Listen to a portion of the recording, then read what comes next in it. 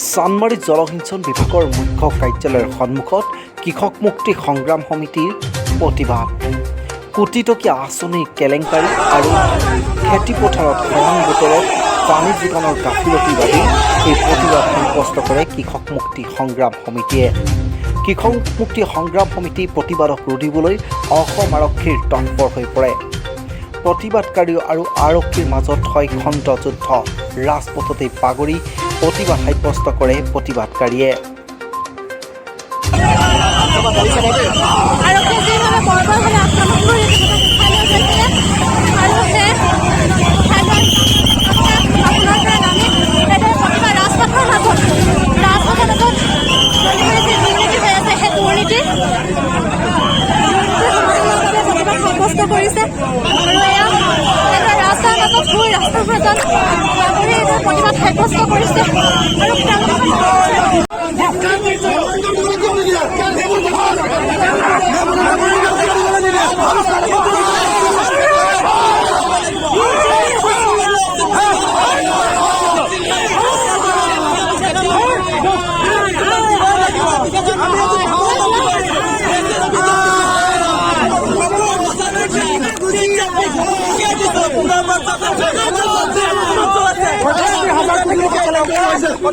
এফালে মানুহে বানপানীত আগতে বানপানীত ক্ষতিগ্ৰস্ত হ'ল, নিদিয়ে আৰু এতিয়া